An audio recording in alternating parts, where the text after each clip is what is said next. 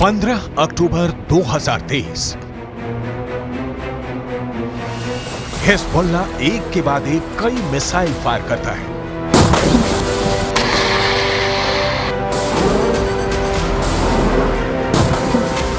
पहला हमला, टावर उड़ गया। दूसरा हमला, रेडार तबाह हो गया।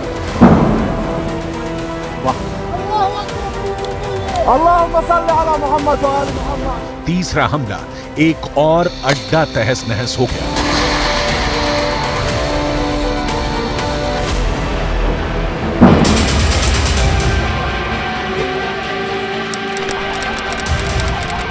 ये जगह है लेबनान और इजराइल के बॉर्डर पर शीबा फार्म्स का इलाका। दुनिया के सबसे खतरनाक बॉर्डर्स में से एक।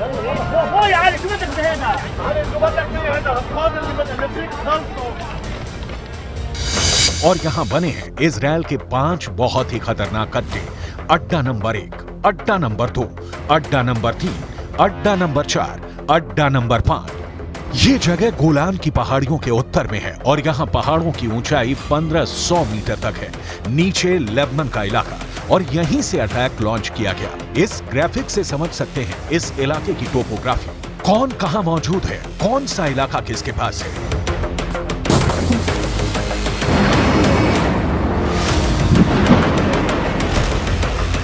अब यहां क्या हुआ, बहुत गौर से देखिएगा।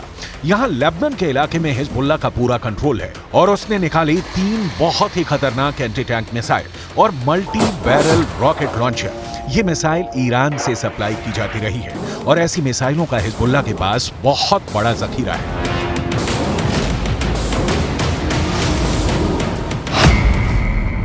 हिजबुल्लाह ने 3 तरह की एंटी टैंक गाइडेड मिसाइलें इस्तेमाल की।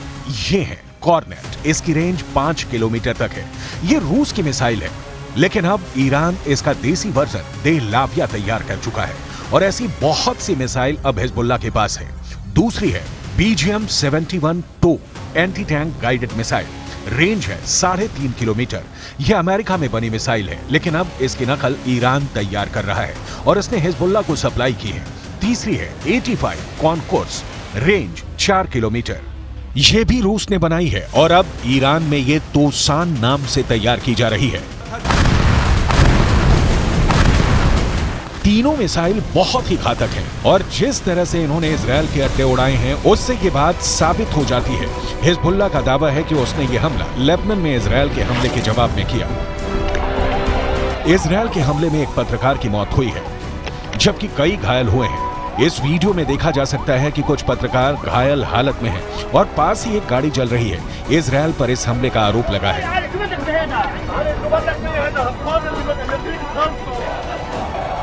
अब लेबनान में इस मर्डर को लेकर इजराइल को लेकर बहुत गुस्सा फैल चुका है। इजराइल के खिलाफ बेरूत में लगातार प्रदर्शन हो रहे हैं। इसी को देखते हुए अब हिजबुल्लाह ने क्या किया है, वो बहुत गौर से देखिएगा।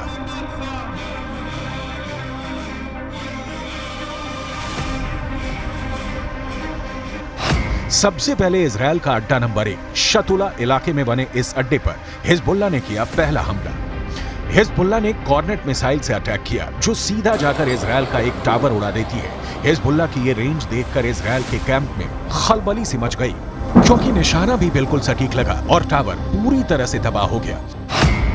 इसके बाद टारगेट बना इजराइल का अड्डा नंबर 2। ये भी शतुला इलाके में है और यहाँ हिजबुल्लाह ने किया दूसरा हमला। इस बार हिजबुल्लाह ने BGM-71 टो एंटी टैंक गाइडेड मिसाइल का इस्तेमाल किया। अमेरिका में बनी यह मिसाइल इतनी सटीक है कि इसने ठीक रेडार स्टेशन को तबाह किया। ऐसा निशाना देखकर कोई भी दुश्मन डर जाएगा। इसके बाद टारगेट बना इजराइल का अड्डा नंबर 3। यह भी शतुला इलाके के करीब है और यहां हिजबुल्लाह ने किया तीसरा हमला।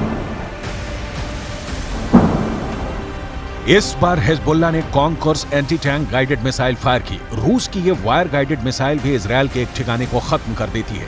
इसके बाद चौथे और 5वें अड्डे पर भी हिजबुल्लाह अपनी बाकी मिसाइलों और मल्टी बैरल रॉकेट लॉन्चर से हमला करता है और उनका भी वही हश्र होता है जो बाकी अड्डों का हुआ है।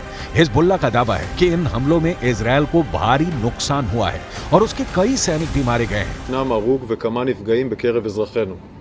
צה"ל הגיב בירי והשמיד עמדות חיזבאללה ואת מקור האש. כמו כן, בוצע ירי למוצב צבאי, אין נפגעים, גם שם צה"ל הגיב באש לעבר מקורות הירי. समझ लीजिए कि इस वक्त इजरायल और लेबनान के बॉर्डर पर आग लगी हुई है और ये सब कब युद्ध को 10 गुना भड़का सकते हैं, इसके बारे में दुनिया में सिर्फ 4 लोग जानते हैं। पहले हैं इजरायल के प्रधानमंत्री बेंयामिन नेतन्याहू, दूसरे हैं ईरान के राष्ट्रपति इब्राहिम रईसी, तीसरे हैं अमेरिका के राष्ट्रपति जो बाइडेन और चौथे हैं यूरोप से लेकर अमेरिका तक सबको हिला देने वाले रूस के राष्ट्रपति व्लादिमीर पुतिन। लेकिन इस वक्त सबसे ज्यादा एक्टिव ईरान है। ईरान के विदेश मंत्री हुसैन अमीर अब्दुल्लाहिया ने कहा है कि अगर इजरायल ने गाजा पर बमबारी नहीं रोकी तो हिजबुल्लाह ने ऐसी तैयारी की हुई है कि इजरायल में जलजला आ जाएगा। در اسرائیل علیه شهروندان و غیر نظامیان در غزه فوراً متوقف شود.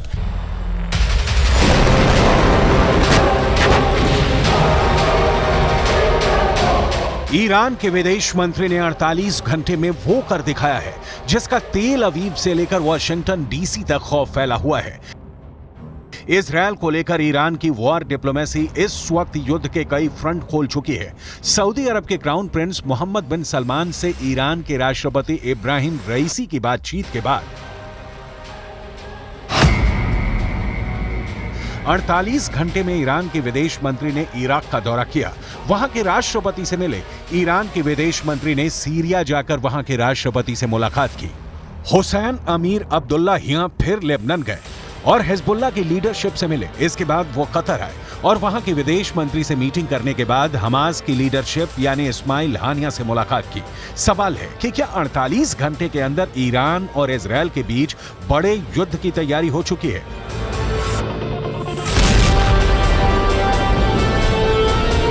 इजरायल ने भी लेबनान बॉर्डर पर हमले का वीडियो जारी करके बताया है कि वो हिजबुल्लाह को छोड़ेगा नहीं।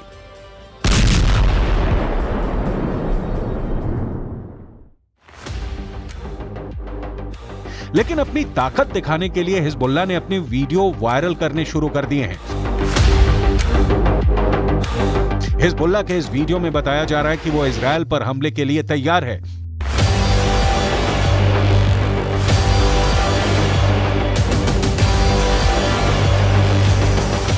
इस वीडियो में हिजबुल्लाह का मैसेज साफ है कि उसका अटैक ऐसा होगा जो इजरायल रोक नहीं पाएगा।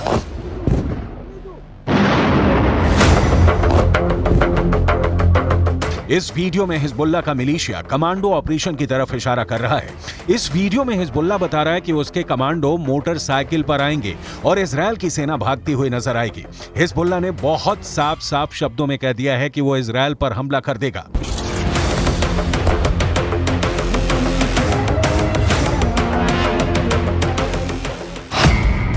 अगर इजरायल की सेना फिलिस्तीन के गाजा में घुसी तो वो उत्तरी सीमा की तरफ से इजरायल पर चढ़ाई कर देगा। इजरायल और लेबनान के बीच करीब 130 किलोमीटर लंबा बॉर्डर है और यहाँ संयुक्त राष्ट्र की शांति सेना तैनात रही है। इसमें भारत की फौज भी शामिल है। इस वक्त इजरायल को गाजा से ज्यादा इस बॉर्डर की टेंशन है, क्योंकि अगर इजरायल गाजा में घुसा तो हिजबुल्लाह उत्तर की तरफ से इजरायल पर हमला बोल देगा। Fighters fired an anti-tank missile towards Israeli troops. There was a short battle and the situation eventually calmed down. Afterwards, Hezbollah sent drones into Israel and also fired surface-to-air missiles against an Israeli aircraft.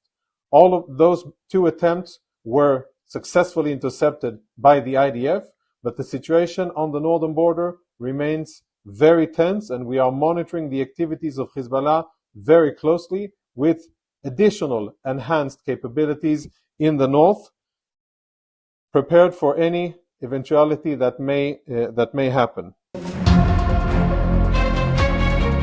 दक्षिण Lebanon और उत्तरी Israel के बीच जो border है वहां तनाव बहुत ज्यादा है।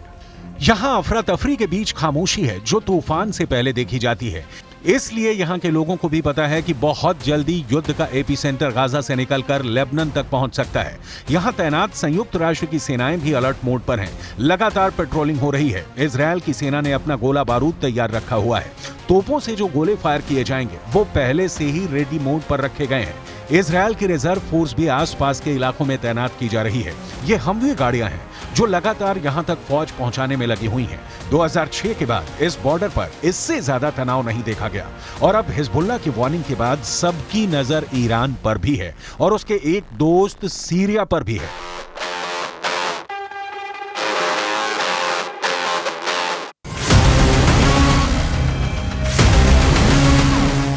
इजरायल के गोलान की पहाड़ियों पर भी टैंक पहुंचा दिए गए हैं। ये जगह सीरिया का हिस्सा था, लेकिन 1967 में युद्ध के बाद इजरायल ने सीरिया के इस हिस्से को अपने में मिला लिया और तभी से यह इलाका इजरायल के कंट्रोल में है। देखा जाए तो इस वक्त पूरे पश्चिम एशिया में युद्ध की चिंगारी पहुंच चुकी है। इजरायल से लेकर गाजा और गाजा से निकली ये आग अब लेबनान पहुंच चुकी है। चिंगारी सीरिया और ईरान में भी नजर आ रही है।